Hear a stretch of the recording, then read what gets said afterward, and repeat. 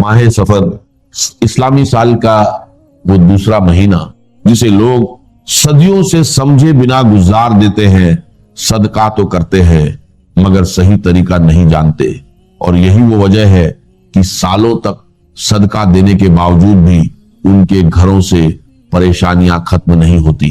गुर्बत, कर्ज, बीमारियां जैसे उनका पीछा ही नहीं छोड़ती। आप समझते हैं कि आपने अपना हक अदा कर दिया, मगर हक अदा करने का तरीका गलत था, और जब तरीका गलत हो तो नतीजा भी कभी वैसा नहीं आता जैसा आप चाहते हैं।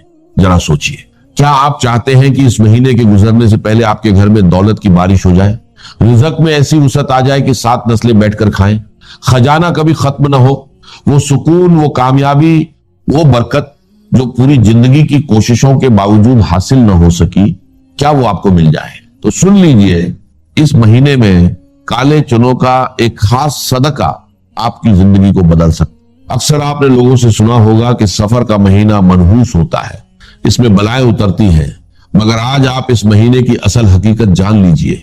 ये मनहूस नहीं बल्कि बरकतों का महीना है, फतूहात का महीना है, कामयाबी का महीना है। आपने बस 2 चीजें अपने सामने रखनी है। पहली, काले चने जो हर घर में मौजूद होते हैं, और दूसरी एक ऐसी चीज जिस पर खास अमल पढ़कर आपने सदका करना है। जब ये अमल सही तरीके से किया जाएगा तो मौत के सिवा हर बीमारी, हर परेशानी, हर मसले से निजात मिल सकती है। लेकिन इससे पहले एक बहुत जरूरी बात समझ लीजिए। हमारे मुआशरे में एक बड़ा वहम फैला हुआ है कि सफर का महीना मनहूस है, इसमें शादियां नहीं होती, कारोबार शुरू नहीं किया जाता, घरों पर बलाएं आती हैं। मगर इस्लाम में मनहूसियत का कोई तस्वुर नहीं। मनहूस महीनों में नहीं, इंसान के अपने आमाल में होती है। जब तक आप डर और वहम के साथ जिएंगे, आपकी तकदीर नहीं बदलेगी। हुजूर सल्लल्लाहु अलैहि वसल्लम ने वाज़ेह तौर पर फरमाया कि सफर के महीने में कोई बीमारी या बला खुद ब खुद नहीं फैलती, और ना ही ये महीना मनहूस है। ये सब जाहिलियत की बातें हैं जिनका हकीकत से कोई ताल्लुक नहीं। हकीकत तो यह है कि ये महीना फतह और कामयाबी का महीना है। इस्लामी तारीख उठाकर देख लीजिए, इसी महीने में फतह खैबर का अजीम वाकया पेश आया, जहां इस्लाम को ऐसी शानदार जीत नसीब हुई जिसने बातिल की कमर तोड़ दी। यही वो महीना है जब हुजूर सल्लल्लाहु अलैहि वसल्लम ने हजरत सैयदना अली अल मुर्तजा को इस्लाम का झंडा अता फरमाया और उन्होंने अपनी ताकत से खैबर का दरवाजा उखाड़ फेंका। तो फिर सोचिए, जिस महीने में ऐसी फतहात हुई हो वो मनहूस कैसे हो सकता है? ये महीना गफलत से जागने का है, अपने हालात बदलने का है, अपनी किस्मत को नई दिशा देने का है। जब आप इस महीने को सही नजर से देखेंगे और पूरे यकीन के साथ अमल करेंगे, तब काले चनों का यह सदका आपकी जिंदगी में इनकलाब ला सकता है। अब आइए इस अमल की तरफ। ये कोई आम सदका नहीं बल्कि एक आजमूदा रूहानी तदबीर है। इसके लिए आपको काले चने या मसूर की दाल और एक दूसरी खास चीज की जरूरत होती है, और सबसे अहम है सही तरीका और पूरा यकीन। अमल करते वक्त आपकी नीयत साफ हो और ध्यान अपनी परेशानी पर हो, क्योंकि बिना यकीन के कोई वजीफा असर नहीं करता। सिर्फ चीजें इस्तेमाल करने से फायदा नहीं होता, बल्कि सही तरीके से अमल करना जरूरी है। याद रखिए, सदका सिर्फ देने का नाम नहीं बल्कि नीयत, तरीका और अल्लाह पर भरोसे का नाम है। जब ये अमल सही तरह से किया जाए तो रिज़्क में बरकत, कर्ज से राहत, सेहत और सुकून नसीब होता है। अगर आप अपने हालात बदलना चाहते हैं तो इस अमल को पूरे यकीन के साथ करें, यह आपकी जिंदगी में बदलाव ला सकता। अब इन काले चनों के ऊपर पहली तस्बीह कौन सी पढ़नी है, और वो कौन सा अजीम कलिमा है जो आपके दिल की सफाई के साथ गुनाहों को मिटाकर हर मुश्किल को आसान कर देगा? मेरे दोस्तों, इस सदके को शुरू करने से पहले इस अजीम और पाकीज़ा पढ़ाई के बारे में जान लीजिए, जिसे इस सदके की जान कहा जाता है। जब ये काले चने आपके सामने मौजूद हो तो सबसे पहला काम जो आपने करना है वो है इस्तिगफार। यानी इस्तिगफार सिर्फ जुबान से लफ्ज दोहराने का नाम नहीं, बल्कि ये रब की बारगाह में रोते हुए अपने गुनाहों पर शर्मिंदा होकर झुकने का नाम है। जब तक हमारे दिल गुनाहों की स्याही से काले रहेंगे, हमारी दुआएं अर्श तक नहीं पहुंचेंगी।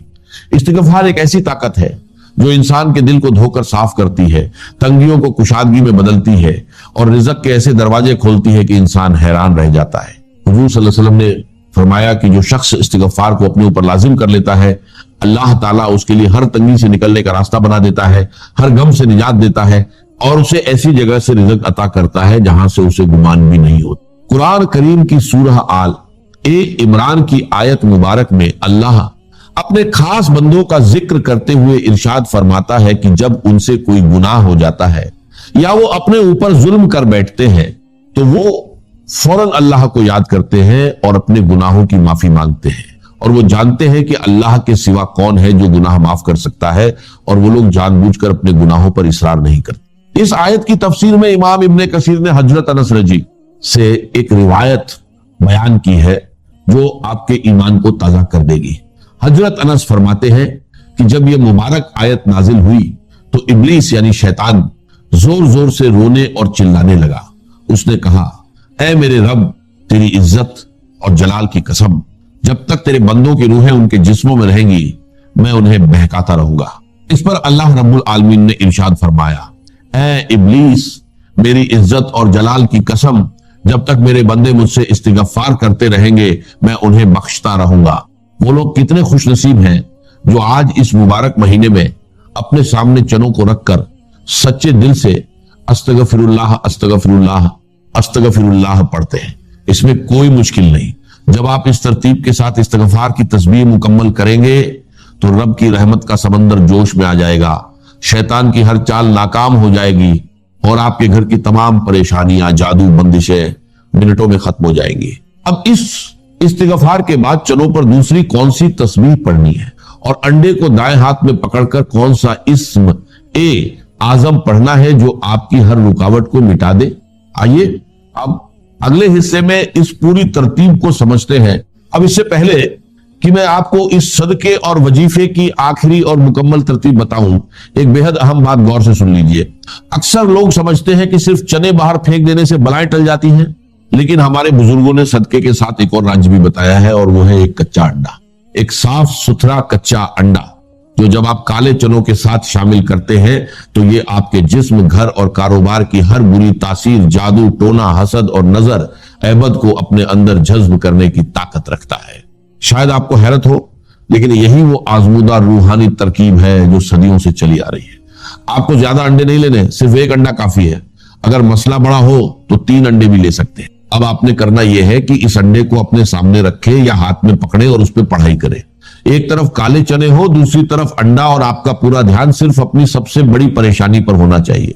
अगर कारोबार रुका हुआ है, दुकान नहीं चल रही, रिश्ता बार बार टूट जाता है या कोई बीमारी ठीक नहीं हो रही, तो इन चीजों को सामने रखकर पूरे यकीन के साथ रब की तरफ मुतवज्जे हो। एक बुजुर्ग हजरत औन बिन अब्दुल्लाह, जिनकी आदत थी कि हर मुश्किल में कसरत से सदका करते, एक बार उन्हें 20 शून्य दिरहम मिले तो उन्होंने तुरंत सदका कर दिए। लोगों ने कहा ये अपने बेटे के लिए रख लेते, तो उन्होंने फरमाया मैंने अपने बेटे की किस्मत को रब के पास महफूज कर दिया है। तारीख गवाह है कि उनका बेटा बेहद खुशहाल हुआ। यही सदके और यकीन की ताकत है। जब आप चने और अंडा सामने रखें तो दिल में बिल्कुल शक न रखें और पूरी नीयत व यकीन के साथ अमल करें। काले चनों पर अपने गुनाहों का तसव्वुर रखते हुए इस्तिगफार पढ़ें। ये आपकी सच्ची तौबा का सबूत बनता है और नुहूसत को दूर करता है।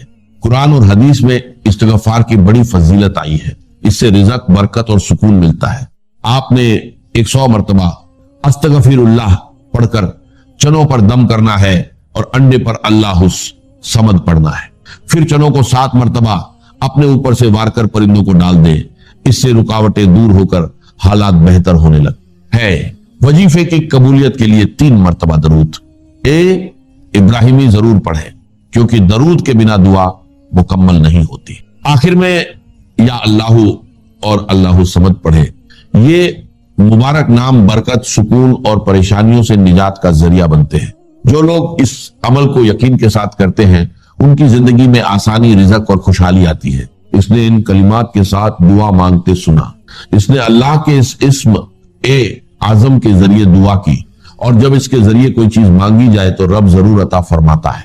जब आप इस अंडे को हाथ में पकड़कर पूरे ध्यान से 101 मरतबा या अल्लाह या समदु पढ़ेंगे तो ये अंडा आपके घर और जिस्म की तमाम नहूसत, जादू, नजर, बद और रुकावटों को अपने अंदर खींच लेगा। यह एक खास रूहानी अमल है जिसे सदियों से आजमाया गया है। آج آپ کی تقدیر بدلنے کے لیے خاص موقع موجود ہے، بس دل میں ذرا برابر بھی شک نہ لائیں اور پورے اعتماد کے ساتھ اس عمل کو ایک کرائے آجود ہے کہ بھارت مکمل کرے۔ اب آپ نے اپنے سامنے رکھے ہوئے کالے چنے اور انڈے پر قرآن، پاک کی سب سے چھوٹی اور عظیم سورت سورہ اخلاص پڑھنی ہے۔ سورہ اخلاص وہ مبارک سورت ہے جسے اللہ نے اپنی توحید اور پہچان کے لیے نازل فرمایا۔ جب آپ ان کالے چنوں اور انڈے پر صدقے کی نیت سے اس سورت کو پورے دھیان کے ساتھ 3 مرتبہ پڑھتے ہیں تو اس کی فضیلت اور تاثیر اس قدر بڑھ جاتی ہے کہ زمین او آسمان کی کوئی بھی بلا، جادو یا بندش اس کے سامنے ٹک نہیں سکتی۔ یہ سورت آپ کے اس پورے عمل کو ایک مضبوط حصار بنا دیتی ہے جسے شیطان یا حسد کرنے والوں کی بری نظر کبھی توڑ نہیں سکتی۔ سورہ اخلاص کی فضیلت بہت بلند ہے، حدیث میں آتا ہے کہ یہ 1 تہائی قرآن کے برابر ہے۔ جب آپ اسے یقین کے ساتھ پڑھتے ہیں تو آپ کو بڑا ثواب ملتا ہے اور اللہ آپ کے لیے آسانی اور برکت کے راستے کھول دیتا ہے۔ روایت میں ہے کہ ایک شخص نے تنگ دستی کی شکایت کی تو اسے گھر میں داخل ہوتے وقت سلام، درود اور سورہ اخلاص پڑھنے کی تاکید کی گئی۔ اس نے ایسا کیا تو اللہ نے اس کے رزق میں خوب اضافہ فرمایا۔ لہذا بسم اللہ الرحمن الرحیم کے ساتھ 3 مرتبہ سورہ اخلاص پڑھنا آپ کی تقدیر کے بند دروازے کھول سکتا ہے اور گھر میں برکت لا سکتا ہے۔ عمل کے بعد کالے چنوں کا صدقہ کر دے اور انڈے کو 3 دن تک گھر میں رکھ کر پھر 7 مرتبہ اپنے اوپر سے وار لے۔ اس کے بعد اسے بہتے پانی میں بہا دے یا پاک مٹی میں دفن کر دے۔ اللہ تعالیٰ آپ کی مشکلات آسان فرمائے اور رزق میں برکت عطا کرے۔ خلق فسوا والذی قدر فہدا۔ تو اس الکتاب میں جو کچھ لکھا ہوا موجود ہے اس میں درج کوئی شے غلط نہیں ہو سکتی۔ کیا اللہ کا علم کسی مرحلے پر جا کر غلط ثابت ہو سکتا؟ معاذ اللہ۔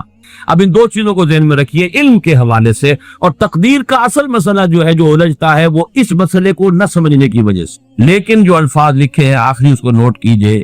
البتہ اللہ کا یہ علم قدیم و قطعی، قدیم بھی ہے قطعی ہے، پری نالج، جبر محض یعنی پری ڈیسٹینیشن، یہ فیٹلزم جس کو کہتے ہیں، فیٹلزم ہر چیز پہلے سے طے ہے، متعین رہتے ہیں اور ہمارے ہاتھ میں کچھ نہیں، ہم کچھ نہیں کر سکتے، یہ اس کی نفی۔ یہ دونوں چیزیں لازم و ملزوم نہیں ہے، کوئی مستلزم نہیں ہے۔ پری نالج اور سے ہے، پری ڈیسٹینیشن اور سے۔ اس کے درمیان اگر آپ خطے امتیاز کھینچ دیں گے تو کبھی کوئی تشویش نہیں ہے، چاہے بحث میں الجھ جائیں، اگر کوئی آپ کو الجھائے اس کا تو نتیجہ یہ نکلتا ہے، پھر اس کا تو یہ نتیجہ نکلتا ہے، تو اس سے یہ لازم آتا ہے، وہ پھر الجھ جائے گی لوگ، جس سے سختی سے روک دیا ہے۔ عدد تو علیکم عدد تو علیکم، اب ہادہ امیر تو ہم لہذا اسے تو دیکھیے نوٹ کیسے، الفاظ کیسے، کیا اس کام کے لیے بھیجا گیا ہو۔ لیکن یہ کہ بات سمجھ میں آتی ہے اگر اس میں یہ حد فاصل قائم کر دیا، اللہ کا علم قدیم و قطعی یہ پری نالج ہے، لیکن یہ پری ڈیسٹینیشن یا فیٹلزم جس کو ہم کہتے ہیں اس کو مستلزم نہیں ہے۔ ان دونوں کے درمیان رشتہ علیحدہ تھا۔ اس کے حوالے سے آج کچھ حدیثیں پڑھیں گے جتنی بھی آج پڑھی جا سکے۔ اس میں سے پہلی 10 حدیثیں تو ہیں کہ جو مشکات شریف میں جو باب ہے ایمان بالقدر، اس کی جو فصل اول ہے، یعنی حدیثیں یا وہ بخاری کی ہیں یا مسلم کی ہیں یا ان سب دونوں میں موجود ہے تو متفق علیہ۔ عن عبداللہ ابن عمرو رضی اللہ تعالی عنہما، عبداللہ ابن عمرو بن العاص رضی اللہ تعالی عنہما سے مروی ہے، قال، وہ فرماتے ہیں قال رسول اللہ صلی اللہ علیہ وسلم كتب اللہ مقادیر الخلائق قبل ان يخلق السماوات والارض ب50,000 سنہ قال وكان عرشه على الماء، رواہ مسلم۔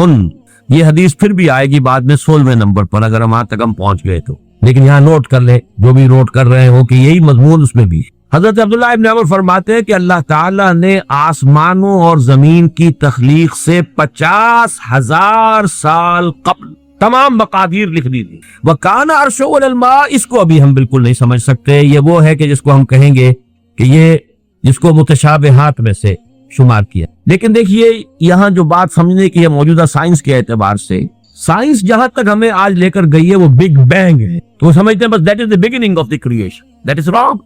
That is the second beginning of the second phase of the creation. The material world started with the big bang. اس سے پہلے spiritual world، عالم ارواح، عالم امر کہیں، عالم ارواح کہیں، جو کل کا کل نورانی تھا، ارواح انسانیہ، ارواح ملائکہ، ملائکہ تو خود ہے ہی مجسم ارواح، یہ موجود تھی اور وہ نورانی ہے۔ اس کے بعد بگ بینگ کا مرحلہ آیا، اس کے بعد میٹیریل ورلڈ، سماوات والارض جس کو قرآن کہتا ہے وہ ورلڈ آف میٹر ہے۔ تو ورلڈ آف میٹر کی کریشن کے آغاز سے 50,000 سال قبل اس ورلڈ آف میٹر کی ساری مٹیریلز اور اس کی کوانٹیٹیز اللہ نے معین کر دی. یہ باپ کو اور بات بالکل واضح. اللہ کی قدرت، اس کی خلاقی، اس کی قہاری، اس کا یہ منطقی تقاضا، اس کا علم محیط، وہ ڈیزائن پورا اس کا بن چکا ہوا تھا، تبھی تو اس نے بنایا ہے. اس کے اندر تمام مقادیر معین تھی. اسی لیے میں نے کہا تھا یہ مقادیر کا لفظ جو ہم نے آج پہلی شیٹ جو آپ نے دیکھی تھی، مقدار قدر ہی سے بنا ہے، یہ اس میں اعلیٰ اور اس کی جمع مقادیر. دوسری حدیث وعن ابن عمر رضی اللہ تعالی عنہما قال قال رسول اللہ صلی اللہ علیہ وسلم کل شیء بقدر حتی العجز والکیس. ہر شے، حضرت عبداللہ ابن عمر رضی اللہ تعالی عنہما فرماتے ہیں کہ حضور نے ارشاد فرمایا کہ ہر شے ایک اندازے کے مطابق معین ہو چکی ہے، یہاں تک کہ کسی کا عاجز ہو جانا. اب عاجز کے مختلف پہلو ہوتے ہیں. عاجز یہ ہے، بزدلی کو بھی عاجزی کہا جائے گا. آدمی کسی کام کرنے سے کسی وجہ سے عاجز ہے، وہ بھی یہ شاکلہ کا حصہ ہے، یہ اس کے جینز ہے، اس کے اندر آیا یہ سب کچھ. کوئی بہادر ہے، کسی میں تحور زیادہ ہے، کسی میں احتیاط پسندی زیادہ ہے، مصلحت کوشی زیادہ ہے، کوئی حساب کتاب سے چلنے والا ہے، جو کوئی جو ہے بختر دوڑنے والا چیزیں. حتی العجز والکیس، کیس کہتے ہیں ذہانت. الکیس من دان نفسه وعمل لما بعد الموت. کیس یہ باب، یہ اصل میں صفت مشبہ بن گیا. کیسن فعیل کے وزن پر، کیسن جس میں ذہانت فطانت بہت ہو. اب یہ ذہانت کسی کی کتنی ہے؟ ذہانت نہیں بڑھ سکتی، شارپ کی جا سکتی ہے. آپ چھری کو تیز کر لیجئے، لیکن یہ کہ اس کا سائز تو وہی رہے گا، چھری تو وہی رہے گی. لیکن یہ کہ ذہانت کو آپ شارپن کر لیں یا ذہانت کو آپ بروئے کار لے آئیں، لیکن وہ جو بھی دی ہے اللہ نے وہ اتنی رہے، اس کے اندر اضافہ نہیں. یہ ان بلٹ چیزیں ہیں، گیون چیزیں ہیں انسان کے لیے، یہ اس کے شاکلہ کا جز. تیسری حدیث وعن ابی ہریرہ قال، اور یہ جو روایت تھی یہ بھی امام مسلم کی تھی اور تیسری بھی امام مسلم کی ہے. حضرت ابو ہریرہ فرماتے ہیں قال قال رسول اللہ صلی اللہ علیہ وسلم احتج آدم و موسیٰ عند ربہما. اللہ تعالیٰ کے ہاں آدم اور موسیٰ کے درمیان ایک محاجہ ہوا، بحث ہوئی. فحج آدم و موسیٰ، فحج اور آدم جو ہے وہ موسیٰ پر غالب آ گئے. قال موسیٰ، حضرت موسیٰ نے یہ کہا انت آدم الذی خلق اللہ بیدہ، خلقک اللہ بیدہ، آپ ہے نا وہ آدم جسے اللہ نے اپنے ہاتھ سے بنایا تھا. ونفخ فیک من روحہ، اور پھر آپ نے اپنی روح میں سے پھونکا. واسجد لک ملائکتہ، اور سارے اپنے فرشتوں کو آپ کے سامنے سجدے میں ڈال دیا. واسکنک فی جنتہ، اور پھر آپ کو اپنی جنت کے اندر اس نے مقام دیا اور وہاں ٹھہرایا. ثم اہبطت الناس بخطیئتک الی الارض، پھر یہ آپ نے اپنی خطا کی وجہ سے ہم انسانوں کو جو ہے زمین پہ مارا، زمین پر اتروا دیا. گویا کہ الزام پروسیکیوشن کر رہے ہیں حضرت موسیٰ حضرت آدم. اللہ نے یہی احسانات آپ پر کیا اور آپ نے اپنی اس غلطی کی وجہ سے ہمارے ساتھ یہ معاملہ کرا دیا. قال آدم، اب حضرت آدم کی باری آئی. انت موسیٰ الذی اصطفاک اللہ برسالتہ و بکلامہ، آپ وہی موسیٰ ہیں نا جنہیں اللہ نے چنا ہے، چنا رسالت کے لیے اور اپنے کلام کے لیے.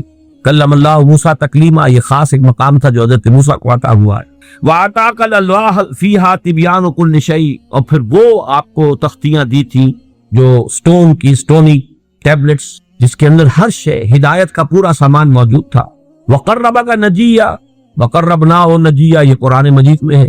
اور آپ کو قریب کیا تھا گفتگو کرنے کے لیے، وہ طور پر بلایا، براہ راست مکالمہ کیا.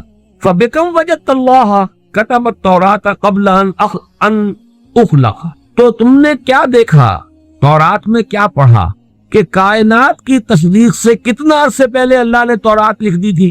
قال موسیٰ 40 عاما، تورات میں ہوگا کہیں کہ تورات اللہ نے کائنات کی تخلیق سے 40 برس پہلے لکھ دی.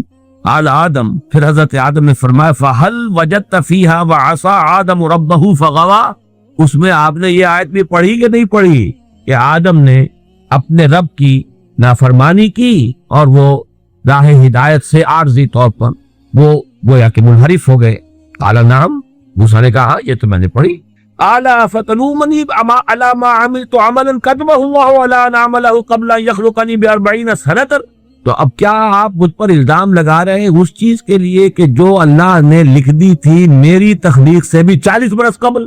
اخلقہ ہے یہاں پر، اخلقہ جبکہ میں پیدا کیا جاؤں. قال رسول اللہ صلی اللہ علیہ وسلم حج آدم موسیٰ تو حضرت حضور نے فرمایا کہ موسیٰ حضرت آدم جو ہے وہ بازی لے گئے حضرت موسیٰ پر. اب یہاں پہ جو لفظ میں چاہتا ہوں خاص طور پر نوٹ کر لیں، اس حدیث میں کئی سوالات اٹھ کھڑے ہوتے ہیں ذہنوں میں. وہ لفظ کتاب ہے، کتبہ، یہ کتاب ہے اللہ کا وہ علم قدیم. اس کو اسی کے حوالے سے اسی دروازے سے اس حدیث میں داخل ہوں گے تو کوئی اشکال نہیں، اور اگر ادھر ادھر کہیں بھٹک جائیں گے تو پھر یہ کہ اس سے نکلنا نصیب نہیں ہوگا. لیکن یہ اللہ کا وہ علم قدیم ہے جو غلط نہیں ہو سکتا. چوتھی حدیث، اچھا یہ بڑی اہم ہے اور یہ 40 نبوی میں بھی ہے، اور اس میں وہ بات واضح ہو جائے گی کہ فطرت کی جڑ کیا ہے اور خلقت کی جڑ کیا ہے. وعن ابن مسعود رضی اللہ تعالی عنہ، حضرت عبداللہ ابن مسعود سے مروی ہے، قال حدثنا رسول اللہ صلی اللہ علیہ وسلم وهو صادق المصدوق. وہ فرماتے ہیں کہ ہمیں بتایا اللہ کے رسول صلی اللہ علیہ وسلم نے، اور نوٹ کرو وہ صادق ہیں مصدوق ہیں. صادق ہیں سچے ہیں، مصدوق ہیں کہ ان کی سچائی پر خود اللہ گواہ ہے. اچھا یہ کیوں کہنے کی ضرورت پیش آئی؟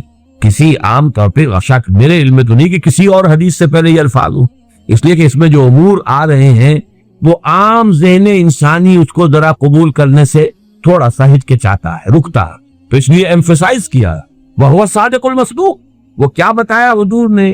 ان خلق احدکم یجمع فی بطن امہ 40 یوما، تم میں سے ہر شخص کی خلقت اس کے ماں کے پیٹ میں 40 دن ہوتی ہے نطفتن، 40 یوما نطفتن، ویکون علقۃ مثل ذلک، اسی طریقے سے پھر وہ علقہ کی صورت میں ہوتی ہے، ثم یکون مضغۃ مثل ذلک، پھر اتنا ہی عرصہ اس کا مضغہ کی ایک سٹیج ہے، ثم یبعث اللہ الیہ ملکا ب4 کلمات، پھر اس کو اللہ تعالیٰ اس کے پاس بھیجتا ہے، یعنی یہ 120 دن 4 مہینے، اس کے بعد نفخ روح ہوتی، اور اس نفخ روح کے ساتھ ہی وہ جو علم الہی کی کتاب قدیم ہے اس میں جو اس شخص کا کھاتا ہے پرٹیکولر، اس کا پرسنل لیجر جو ہے، وہ اس کی پوری کاپی جو ہے وہ وہاں پر درج کر دی جائے. تو اللہ تعالیٰ بھیجتا ہے. یا یہیں سے بعض فقہا نے یہ مسئلہ نکالا ہے کہ 120 دن تک 4 مہینے تک جو جنین ہوتا ہے رحم مادر میں، اس پر انسان کا اطلاق نہیں ہو سکتا. وہ حیوان انسان تو ہے صرف، ابھی انسان نہیں ہے. انسان اس وقت مکمل ہوگا جب روح پھونکی جائے گی، اور وہ 120 دن کے بعد. ثم یبعث اللہ الیہ ملکا، پھر اللہ تعالیٰ بھیجتا ہے اس کی جانب ایک فرشتے کو، ب4 کلمات، 4 باتوں کے ساتھ، فیکتب لہ. اب یہاں پہ کتاب کے لفظ کو پھر نوٹ کر دی. میں سمجھتا ہوں بڑا مناسب لفظ زبان پر آ گیا کہ وہ جو ایک بڑا وہ سپریم کمپیوٹر ہے، اس میں جو بھی کھاتا ہے پرسنل اس شخص کا، اس انڈیویجول کا، جو فلاں تاریخ کو فلاں جگہ پر وہ 120 دن کا جنین بن جائے گا، اس کا کھاتا وہاں سے لا کر منتقل کر دیا جاتا ہے، اور یہ ہمارے وجود میں پیوست کر دیا جاتا ہے. یہ بھی نوٹ کریں، یہ سورہ بنی اسرائیل میں ہے.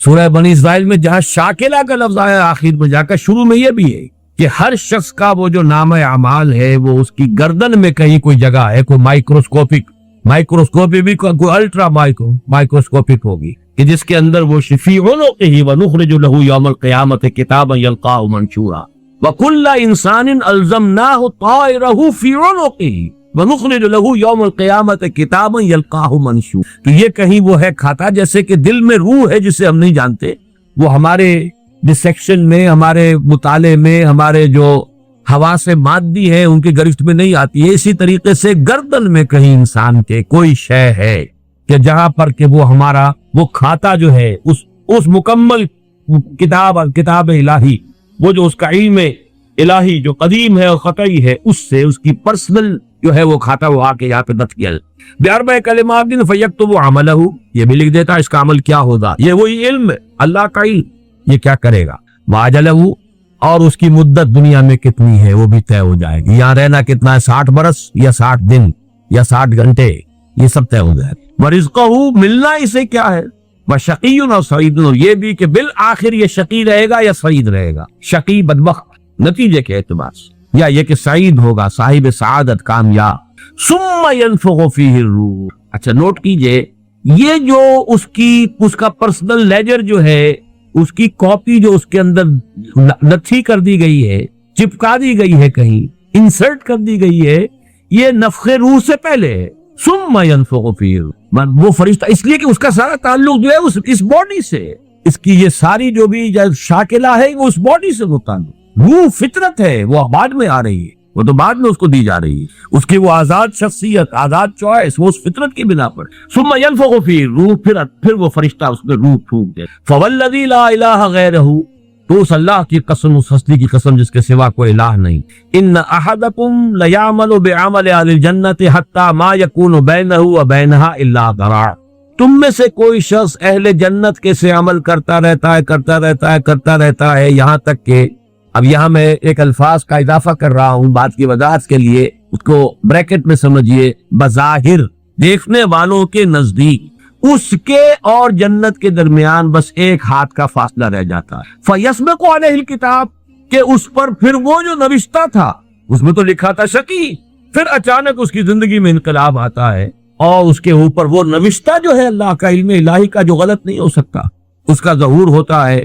فَيَعْمَلُ بِعَمَلِ أَهْلِ النَّارِ فَيَدْخُلَ، پھر وہ جہنمیوں کے سے کام کرنے شروع کر دیتا ہے اور میں داخل ہو جاتا ہے۔ ابھی میرا خیال ہے کہ سال 1.5 سال یا 2 سال ہو گئے ہیں، ہماری جو تنظیم اسلامی آزاد کشمیر کو ہم نے ایک علیحدہ حلقہ آٹونومس بنایا ہے، اس کے جو امیر ہیں سید مظفر حسین ندوی، بہت بڑی بزرگ شخصیت ہیں، بڑی علمی شخصیت ہیں، انہوں نے وہاں کی ایک بڑی سیاسی شخصیت سے یہ بات کہی۔ انہوں نے مجھے خود بتایا کہ کچھ لوگ تو ہوتے ہیں کہ جن کی جوانی اور اس کے بعد کے دن بڑے برے گزرتے ہیں آوارگی میں، پھر رفتہ رفتہ بڑھاپے کے آس پاس آ کے پھر وہ کچھ نیکی کی طرف مائل، توبہ تلا کر کے پھر وہ اچھے راستے پہ آ جاتے ہیں۔ کچھ لوگ الٹے ہوتے ہیں کہ وہ پہلے بڑے نیک، بہت صالح، بہت اچھے، بہت محتاط، بہت متقی، لیکن یہ کہ آخری عمر میں آ کے تو ان کا حال جو ہے بدل جاتا ہے اور پھر وہ بالکل مختلف شخص بن جاتے ہیں، اور ان دوسروں میں سے آپ بھی ایک ہیں۔ اور یہ ایک بہت بڑی شخصیت آزاد کشمیر کی، جن سے یہ کہا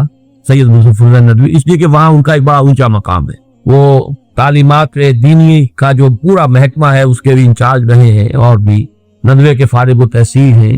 مولانا علی میاں اور مولانا مسعود عالم ندوی مرحوم، ان دونوں کے نہایت چہیتے شاگرد۔ بہرحال یہ اسی طرح کے فنومین ہے جو اس حدیث میں آ رہا ہے۔ وَإِنَّ أَحَدَكُمْ لَيَعْمَلُ بِعَمَلِ أَهْلِ النَّارِ، اور تم میں سے کسی شخص کا معاملہ یہ بھی ہو سکتا ہے کہ وہ عمل کرتا ہے اور کرتا رہتا ہے جہنمیوں کے سے، حتیٰ مَا يَكُونَ بَيْنَهُ وَبَيْنَهَا إِلَّا ذِرَاعٌ، یہاں تک کہ اس کے اور جہنم کے درمیان دیکھنے والوں کو نظر یہ آ رہا ہے کہ یہ تو اب پاؤں لٹکائے بیٹھا ہے گور میں اور ابھی تک اس کے لچھن بدلے نہیں ہیں۔ فَيَسْبِقُ عَلَيْهِ الْكِتَابُ، لیکن وہ نوشتہ اللہ کا، وہ جو ایک علم خدا بندی کے اعتبار سے وہ تو شقی تھا یا سعید تھا۔ فَيَعْمَلُ بِعَمَلِ أَهْلِ الْجَنَّةِ فَيَدْخُلُهَا، تو وہ اب اہل جنت کے سے کام کرتا ہے اور جنت میں داخل۔ یہی حدیث جو ہے آگے چل کر اسی مضمون کی حدیث نمبر 17 میں بھی آئے گی، اسی مجموعے کے اندر، اگر ہم وہاں تک پہنچ گئے۔ اب یہ حدیث جو ہے اس اعتبار سے متفقن علیہ، پہلی حدیث آئی ہے متفقن علیہ اس باب میں۔ پہلی 3 حدیثیں جو ہے وہ 3 پڑھی ہے، کتنی پڑھی ہیں ان میں پہلے؟ 1 2 3، یہ 4تھی حدیث ہے اور یہ ہے متفقن علیہ، باقی 3 کی 3 صرف صحیح مسلم کی تھی، اور بڑی عظیم حدیث، بہت عظیم۔ ایک تو فطرت اور جبلت یہاں واضح ہو گئی، ایک سرشتے خلقت ہے انسان، ایک فطرت ہے، اس کا تعلق اس کا روح ملکوتی سے، وہ روح ہے۔ ثم ينفخ فيه روح پھونکتا ہے، اس سے پہلے 120 دن کا جو یہ جنین ہے، جو امبریو ہے اور وہ لیونگ ہے، اس کے اندر لائف کے تمام جو بھی اوصاف ہے وہ موجود ہے، وہ تو پہلے دن سے ہے۔ سپرمیٹوزوون بھی اگر تھا تو وہ بھی زندہ تھا، متحرک تھا، فعال تھا، اور اگر اوون تھا ماں کی طرف سے تو وہ بھی زندہ شے تھی، لیونگ ایک آرگنزم ہے، لہذا کوئی وقت بھی اس کے اوپر ایسا تو نہیں آیا، وہ تو حیات سے حیات چلی آ رہی ہے، وہ ماں کی حیات اور باپ کی حیات، ان دونوں سے مل کر حیات کا ایک سلسلہ جو ہے وہ شروع ہو گیا ہے۔ لیکن 120 دن کے بعد وہ مرحلہ آتا، اس سے پہلے خلقت ہے، اور اس خلقت سے تعلق ہے ان 4 چیزوں کا جس کا تعلق کتاب سے، یہ ہے گیون چیزیں۔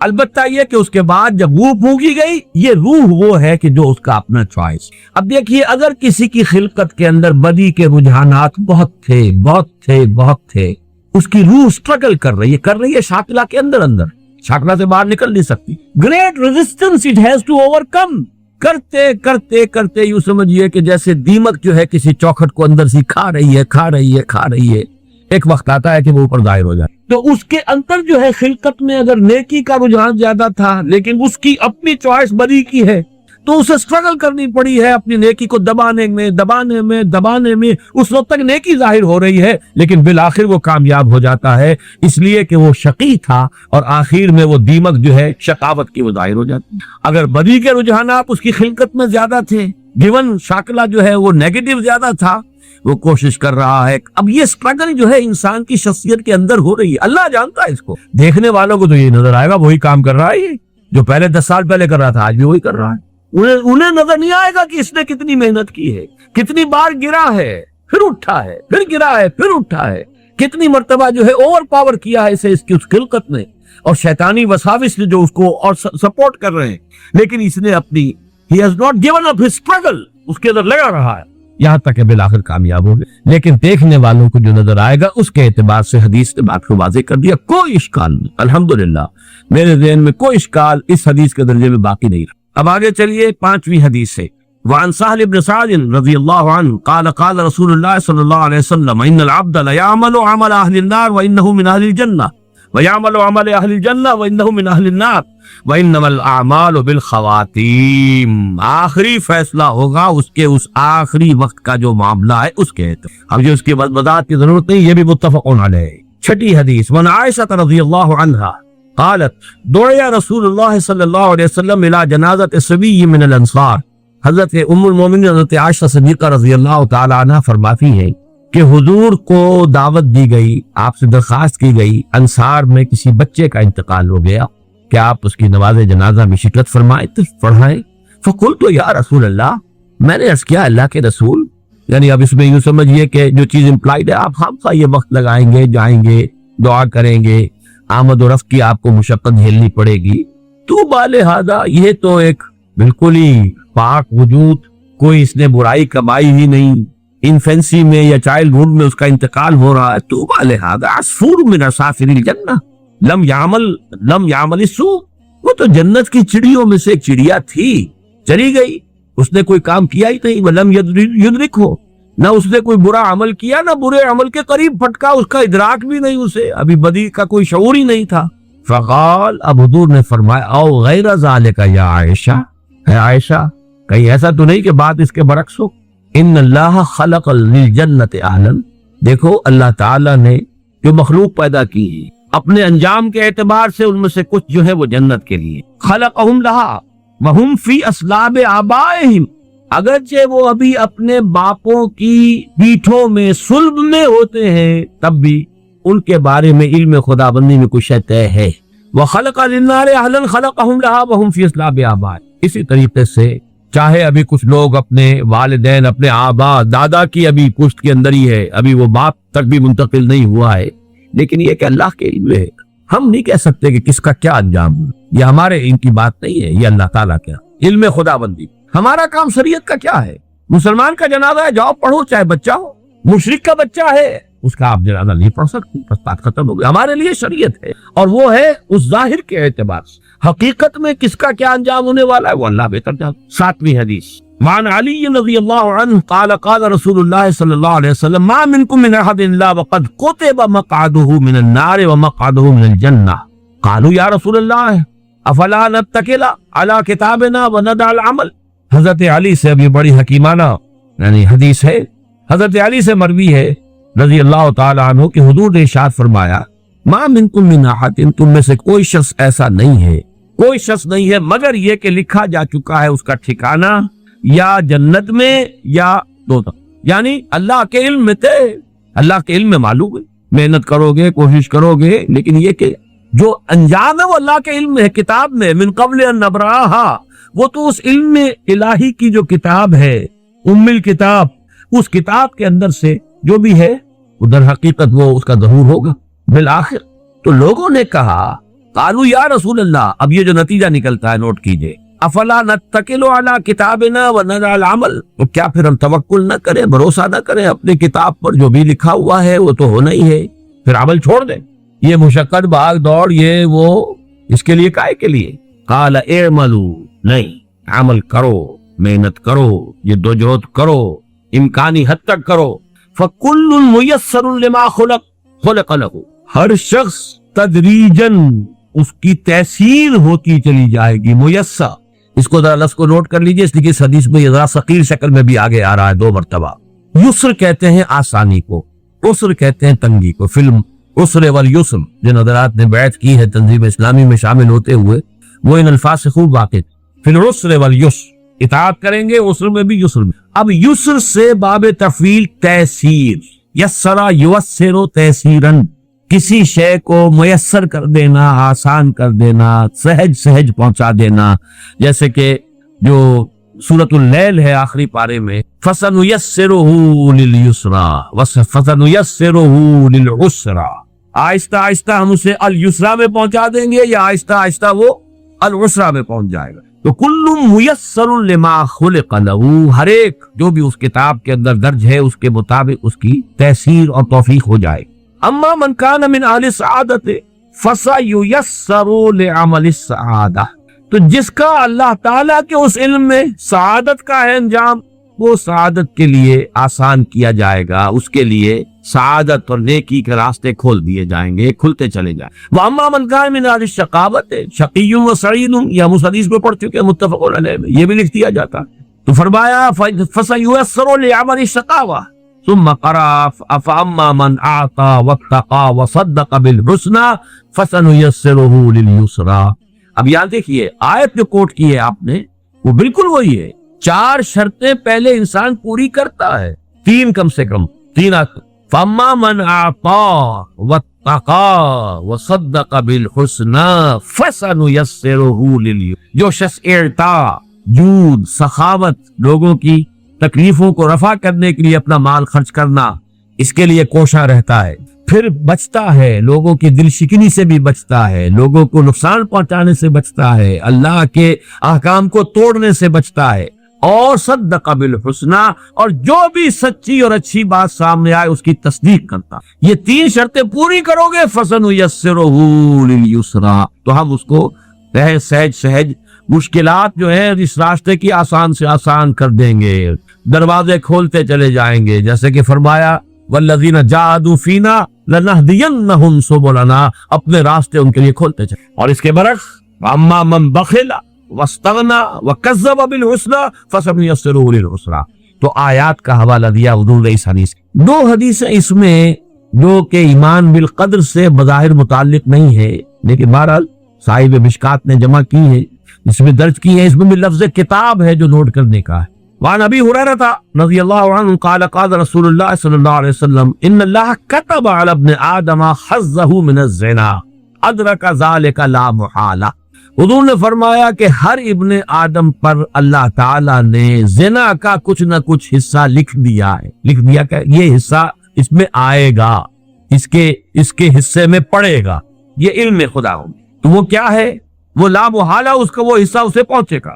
فزنا العین النظر، زنا جس کو ہم معروف معنی میں زنا کہتے ہیں، وہ نہ بھی ہو تو آنکھ کا بھی زنا ہے، نہ محرم کو دیکھنا۔ ایک مرتبہ کی نگاہ جو ہے وہ معاف ہے، دوسری مرتبہ کا دیکھنا وہ آنکھ کے زنا کے حکم میں۔ وزنا اللسان النطق، نہ محرم سے گفتگو کرنا اور خامخواہ گفتگو کو طول دینا، اس میں لذت لینا، ضرورت کے ساتھ کوئی گفتگو کرنی پڑ رہی ہے، کراہت کے ساتھ کرنی پڑ رہی ہے، بس جتنی بات ضروری ہے اتنی ہی کی ہے، وہ بات اور ہے، لیکن یہ کہ اس سے آگے معاملات مختلف اعتبار وہ بھی زبان کا نطق کا دینا ہے۔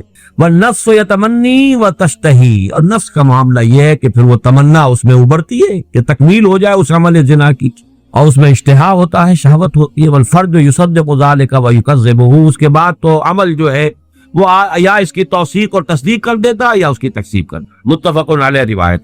وفی روایت لمسلم، اور جو امام مسلم منفرد طور پر جو لائے ہیں روایت وہ یہ بھی ہے کہ قال كتب على ابن آدم نصیبہ من الزنا مدرک ذلك لا محالہ، العینان زناہما النظر، والاذنان زناہما الاستماع، واللسان زناہ الکلام، والید زناہ البطش، والرجل زناہ القفی، والقلب یہوی ویتمنی ویصدق ذلك الفرج ویکذبہ۔ بہرحال اس کی بھی مزید ترجمے کی ضرورت نہیں ہے، بات مضمون وہی ہے۔ اب آئیے نمی حدیث۔ وعن عمران بن حسین رضی اللہ عنہ ان رجلین من مزینۃ قالا، حضرت عمران ابن حسین کہتے ہیں رضی اللہ تعالی عنہ کہ بنو مزینہ کے 2 شخص آئے حضور کی خدمت میں، انہوں نے بات کہی، یا رسول اللہ، اے اللہ کے رسول، ارأیت ما یعمل الناس اليوم ویکدحون فی، کیا آپ کی رائے ہے یہ لوگ جو آج کام کرتے ہیں، عمل کرتے ہیں، بھاگ دوڑ کرتے ہیں، جہاد کرتے ہیں، انفاق کرتے ہیں، قدح قادح الی ربک قدحا فملاقیہ، یہ آخری پارے میں جو آیت آئی ہے وہ قدح، مشقت جھیلنا، کہ یہ جو انسان مشقت کرتا ہے، اب اس کے بارے میں آپ کیا فرماتے ہیں؟ اشیء قضی علیہ، کیا یہ کوئی ایسی شے ہے جو ان کے بارے میں پہلے سے طے شدہ ہے؟ ومضی فیہم قدر سبق، اور یہ کہ کوئی قدر جو ہے تقدیر پہلے ہی سے طے پا چکی ہے ان کے بارے میں، او فیما یستقبلون بہ مما آتاہم بہ نبیہم وثبتت الحجۃ علیہ، یا یہ کہ جو بھی مستقبل میں آنے والا ہے، جن میں کہ کوئی نبی ان کے پاس کوئی پیغام لے کر آتا ہے، ان پر حجت قائم ہو جاتی ہے، یہ چیزیں جو ہیں ان کا کیا آپس میں ربط اور تعلق؟ فقال، حضور نے فرمایا، لا بل شیء قضی علیہم ومضی فیہم والتصدیق ذلک فی کتاب اللہ عز وجل ونفس وما سواہا فالہمہا فجورہا وتقواہا۔ حضور نے فرمایا، اور یہاں پر پھر میں کہوں گا کہ اس سے مراد صرف وہ علم الہی ہے کہ اس میں وہ شے طے شدہ ہے کہ کسی شخص کو کیا کرنا ہے، کیا کرے گا، لیکن اس سے اس کے آزاد ارادے اور اس کے چوائس کی نفی مطلق انفر کرنا درست نہیں۔ وعن ابی ہریرہ، 10ویں حدیث، حضرت ابو ہریرہ سے مروی ہے رضی اللہ تعالی عنہ، قال قلت یا رسول اللہ، وہ فرماتے ہیں کہ میں نے عرض کیا اللہ کے رسول، انی رجل شاب، میں ایک جوان شخص ہوں، اور ظاہر بات ہے کہ اصحاب صفہ میں سے تھے، نکاح کرنا، گھر گرستی یہ ان کے لیے ممکن ہی نہیں تھا۔ وانا اخاف علی نفس العنت، اور مجھے اپنے بارے میں خوف ہے کہیں میرا قدم پھسل نہ جائے، کوئی غلط حرکت نہ کر بیٹھوں، آخر جوان انسان ہوں، جوان مرد ہوں، تو میری جو بھی طبیعت کا تقاضا ہے، ولا اجد ما اتزوج به النساء، میرے پاس تو کوئی وہ مال نہیں ہے، وہ وسائل نہیں ہے کہ میں نکاح کر سکوں۔ کانہ یستاذنہ فی الاختصاء، اگرچہ وہ الفاظ تو حضرت ابو ہریرہ نے استعمال کیے، لیکن یہ کہ جو اندیا اس سے ظاہر ہوا وہ یہ تھا کہ وہ یہ اجازت چاہتے تھے کہ میں اپنی مردمی کو ختم کر لوں، خصی ہو جاؤں، میں اپنے اس تقاضے ہی کو ختم کر۔ قال فسکت عنی، تو حضرت ابو ہریرہ فرماتے ہیں کہ جب میں نے یہ بات کہی تو حضور خاموش رہے۔ ثم قلت مثل ذلك، میں نے پھر وہی بات دہرائی، فسکت عنی، پھر بھی حضور خاموش رہے۔ ثم قلت مثل ذلك، پھر میں نے تیسری مرتبہ بات کہی، حضور فسکت عنی، پھر آپ پھر بھی خاموش رہے۔ ثم قلت مثل ذلك، چوتھی مرتبہ جب میں نے یہ بات کہی، فقال النبی صلی اللہ علیہ وسلم، تو حضور نے ارشاد فرمایا، یا ابا ہریرہ جف القلم بما انت لاقٍ فاقتص على ذلك او زق، رواہ البخاری رحمہ اللہ۔ یہ صحیح بخاری کی روایت ہے۔ حضور نے فرمایا، ابو ذر، قلم خشک ہو چکا، لکھ کر وہی کتاب، وہ اگلی آیت اگلی حدیث میں آپ ہی رہا ہے، جو پہلی حدیث تھی، مقادیر لکھ دیے تھے اللہ نے 500 برس پہلے کائنات کی تخلیق سے۔ جف القلم، قلم لکھ کر خشک ہو چکا، بما انت لاق، جو بھی کچھ ہونا ہے وہ تو ہوگا، فاختص علی ذلک او زق، اب یہ تمہاری مرضی ہے، تم چاہو جو کہنا چاہ رہے ہو وہ کرو یا نہ کرو۔ یعنی یہ کہ فرض کیجئے کہ تم نے یہ قدم اٹھا بھی لیا تو کوئی اور پرورشن، کسی اور نوعیت کی، کوئی اور خرابی، اگر وہی ہے تو صرف یہ کہ آنکھ ہی کا زنا کرتے رہو گے۔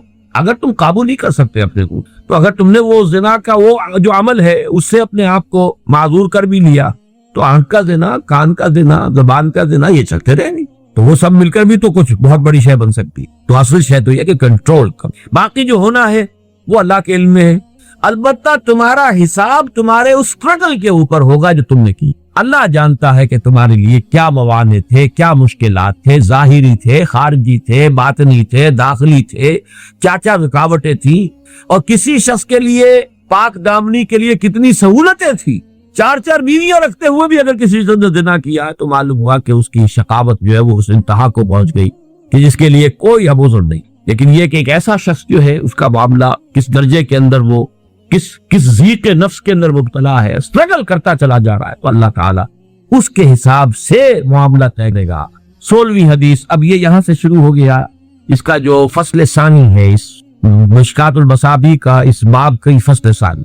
عن عبادہ بن صامت رضی اللہ عنہ قال قال رسول اللہ صلی اللہ علیہ وسلم، ان اول ما خلق اللہ القلم فقال له اکتب، قال ما اکتب، قال اکتب القدر، فكتب ما كان وما هو كائن الى الابد، رواہ الترمذی وقال هذا حدیث غریب اسنادا۔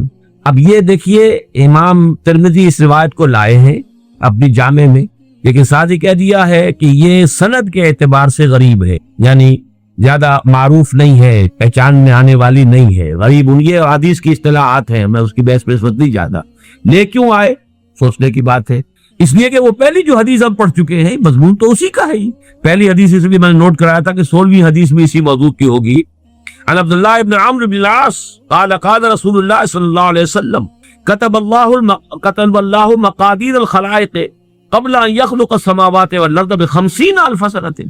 آسمانوں اور زمین کی تخلیق سے 50,000 سال پہلے اللہ نے ساری مقادیر لکھ دی تھی۔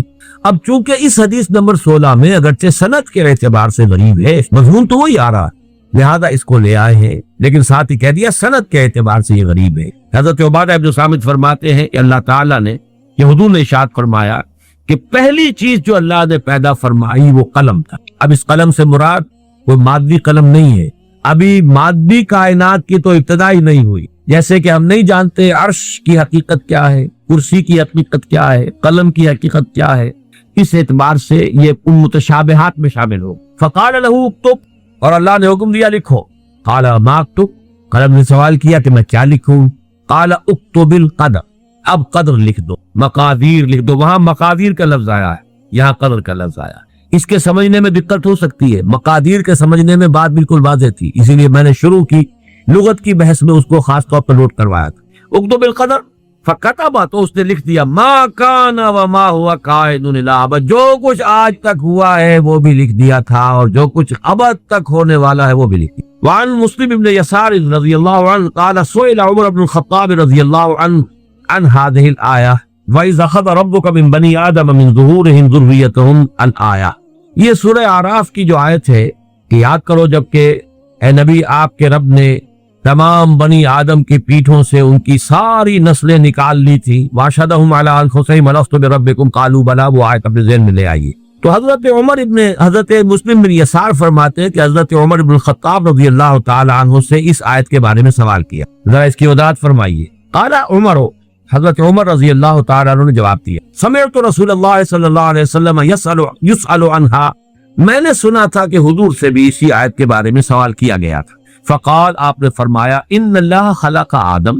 اب دیکھیے قرآن مجید کی آیت کے الفاظ زیادہ مشکل ہیں، حدیث میں ان کو کی تفصیل ہو گئی ہے۔ وہاں الفاظ ہے ذریتہم، گویا کہ آدم کی ذریت پہلے وجود میں آ گئی ہے، پھر ان کی پیٹھوں سے اللہ نے نسل آدم پوری نکالی ہے۔ یہاں حدیث نے اس کو واضح کر دیا، آسان کر، ان اللہ خلق آدم، اللہ نے آدم کو پیدا فرمایا، ثم مسح ظہرہ بیمینہ، پھر اللہ نے اپنے داہنے ہاتھ سے ان کی بیٹ پر مسح کیا، پھیرا اپنا ہاتھ، فاستخرج منہ ذریۃ، تو اس میں سے کچھ اولاد جو تھی ذریت آدم جو آنی ہے ابد تک، اس میں سے کچھ کو نکال لیا۔ فقال خلقت ہؤلاء للجنہ، فرمایا یہ وہ لوگ ہیں، یہ جنت کے لیے میں نے ان کو پیدا کیا، جنت کے۔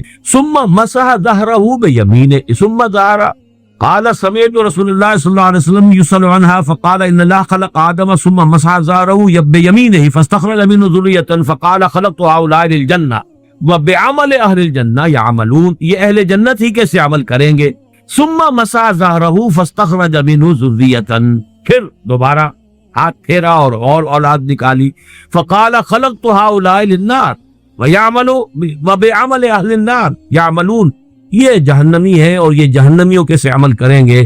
فقال رجل ففیم العمل، اب سوال پیدا ہو گیا، ایک شخص نے حضور سے سوال کیا، ابتداءً سوال حضرت عمر سے کیا گیا جو کہ مسلم ابن یسار بیان کر رہے ہیں۔ حضرت عمر نے فرمایا، میں جواباً تمہیں وہ بات بتا رہا ہوں جو حضور نے خود فرمائی صلی اللہ علیہ وسلم۔ تو لوگوں نے پوچھا، فقال رجل ففیم العمل یا رسول اللہ، تو اللہ کے رسول پھر عمل کس کام کے لیے، کس لیے؟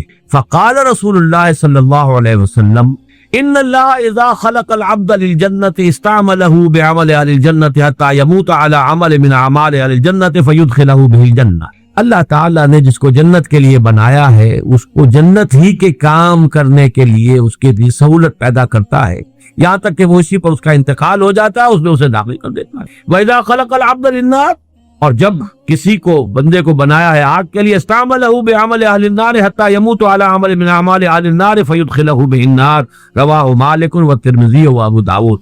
اب اس حدیث کو ہم پڑھیں گے اس لفظ کے ساتھ جو تیسیر کا ہم پہلے پڑھ چکے، جو متفق علیہ روایت میں آتی تھی، میسر ہو جانا۔ جو لوگ یہ کام کریں گے ان کی یہ تحصیل ہو جائے گی، جو لوگ یہ کام کریں گے ان کی وہ تحصیل ہو جائے گی۔ حدیث نمبر 18 وعن عبداللہ ابن عمرو رضی اللہ تعالی عنہما قال خرج رسول اللہ صلی اللہ علیہ وسلم فی یدیہ کتابان۔ حضرت عبداللہ ابن عمرو ابن العاص رضی اللہ تعالی عنہما فرماتے ہیں، ان سے روایت کیا گیا کہ حضور ایک مرتبہ برآمد ہوئے، تشریف لائے، اور آپ کے دونوں ہاتھوں میں 2 کتابیں، 2 رجسٹر، 2 کاپیاں جو بھی کہیں وہ تھے۔ فقال اتدرون ما هذان الکتابان؟ تو حضور نے پوچھا صحابہ سے، جانتے ہو کہ یہ کیا ہے یہ رجسٹر؟ قلنا یا رسول اللہ الا ان تخبرنا۔ سب نے کہا نہیں حضور، اے اللہ کے رسول، ہم نہیں جانتے الا یہ کہ آپ خود ہمیں بتا دیں، آپ ہمیں باخبر کر دیں۔ الا ان تخبرنا۔ فقال الذی فی یدہ الیمنی، تو اب آپ نے فرمایا جو آپ کے دائیں ہاتھ میں تھی، ھذا کتاب من رب العالمین، یہ ہے وہ نوشتہ تمہارے رب کی طرف سے، تمام جہانوں کے پروردگار کی جانب سے۔ فیہ اسماء اہل الجنہ، اس میں جو بھی لوگ انتہا کا جو درجہ ہے، آخری اپنے عاقبت کے اعتبار سے جنت میں جانے والے ہیں، ان کے نام درج ہیں۔ پھر یہاں نوٹ کر لیجیے، وہی کتاب، وہی علم خدا بندی جو ازلی ہے، قدیم ہے، اور اس کی کا جو بھی علم خدا بندی ہے وہ قطعی ہے، اس میں کوئی غلطی ثابت نہیں ہو سکتی۔ واسماء آبائہم وقبائلہم، اور ان کے آباء و اجداد کے شجرہ نسب بھی ہیں، ان کے قبیلوں کا بھی۔ ثم اجمل علی آخرہم، اور پھر یہ کہ آخری انسان تک کا نام اس میں درج ہو چکا ہے، جو بھی اہل جنت ہوں گے۔ فلا یزاد فیہم ولا ینقص منہم ابدا، اب اس میں نہ کسی کا اضافہ ہوگا اور نہ کسی کی کمی۔ ثم قال للذی فی شمالہ، اور پھر آپ نے فرمایا جو میرے بائیں ہاتھ میں ہے، ھذا کتاب من رب العالمین فی اسماء اہل النار، یہ ہے رب العالمین کی طرف سے وہ کتاب جس میں جہنمیوں کے نام درج ہیں۔ واسماءہم واسماء فیہ اسماء اہل النار واسماء آبائہم وقبائل، اور ان کے قبائل کے اور آباء و اجداد کے نام درج ہیں۔ ثم اجمل علی آخرہم، اور یہ بھی آخری جو انسان ہو سکتا ہے جو آئے گا نسل آدم میں سے، اس کی حد تک جو بھی تقسیم ہونی ہے اس کا درج ہو چکا، اندراج ہو چکا ہے۔ فلا یزاد فیہم ولا ینقص، اب نہ اس میں کوئی اضافہ ہوگا اور نہ کبھی ہو ابداً۔ فقال اصحابہ، پھر حضور کے صحابہ نے سوال کیا، ففیم العمل یا رسول اللہ ان کان امر قد فرغ منہ یا قد فرغ منہ، یہ مجہول بھی ہو سکتا ہے اور معروف بھی ہو سکتا ہے۔ انہوں نے پوچھا کہ پھر یہ عمل ہم کس بات میں کریں، اگر یہ کوئی ایسا معاملہ ہے کہ جو جس سے فارغ ہوا جا چکا، جو طے ہو چکا، علم الہی میں اللہ کے فیصلے میں مقدر کے اندر طے ہو گیا، یا اللہ تعالیٰ جس سے فارغ ہو چکا۔ فقال صددوا وقاربوا، 2 الفاظ بڑے اہم ہیں، سیدھے کرنے کی کوشش کرتے رہو۔